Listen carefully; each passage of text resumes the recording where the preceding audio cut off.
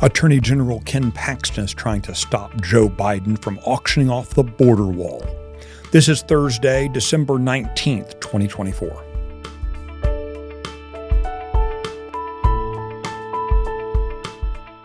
Texas Scorecard presents the day's first news for the Lone Star State. The Texas Minute, with your host, Michael Quinn Sullivan.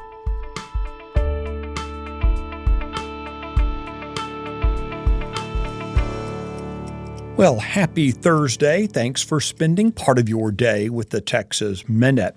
This is just one of several daily and weekly podcasts and shows produced by Texas Scorecard. You can find a listing of all of them at texasscorecard.com or on this podcasting app.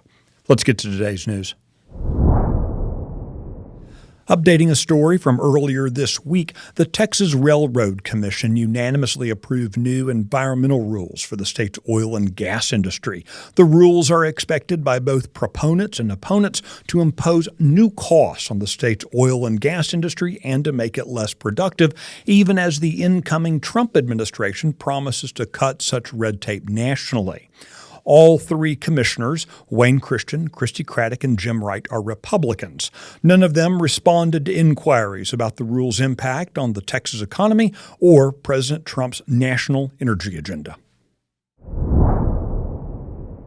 In 2023, state lawmakers passed a ban on the left-wing program known as Diversity, Equity, and Inclusion in the operations and hiring practices of Texas's colleges and universities. The ban doesn't apply to academic instruction.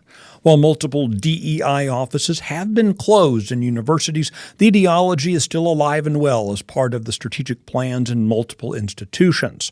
As such, Republican State Senator Brandon Creighton of Conroe is planning to expand the DEI ban when lawmakers meet next month. He wants to go after the governance of the institutions as a way to root out indoctrination programs. Constitutionally, public universities in Texas are governed by boards of regents appointed by the governor and confirmed by the state Senate. In practice, that oversight has been reduced to what's called shared governance, where unelected and unaccountable faculty members are given the real power to run the institutions as they see fit, usually with a far-left bias. A South African national who entered the United States illegally was arrested this week in New York after federal officials realized he was on the terror watch list. But Umar Farooq Ashraf had been detained by Texas officials earlier this fall and then released into the country by federal officials. Let me back up. In September, Ashraf was among more than 30 illegal aliens who were encountered near Del Rio. The U.S. Border Patrol Chief Jason Owens has confirmed that the man was first detained in Texas and that Texas officials turned him over to federal Border Patrol agents. They, in turn, decided to release Ashraf based, quote, on information available at the time.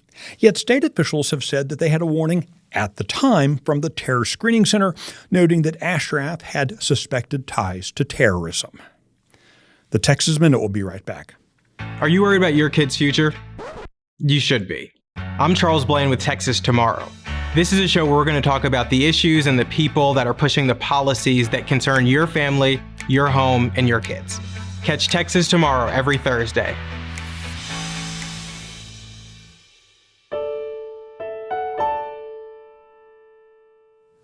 Attorney General Ken Paxton has filed a motion in federal district court to prevent the Biden administration from selling off sections of the border wall. The Biden administration has allegedly been attempting to auction up to half a mile of border wall per day.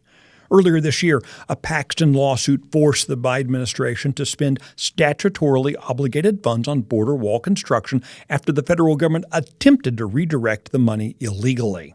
Now, Paxton alleges that the administration is violating that federal court order by selling sections of the wall purchased with funds to secure the border.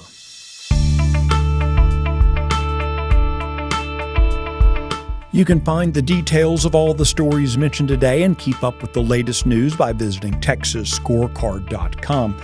This edition of the Texas Minute was produced by Nick Shepard and based on the original reporting of Robert Montoya, Valer Munoz, Emily Medeiros, and myself. I look forward to seeing you out around the Lone Star State. Have a great day.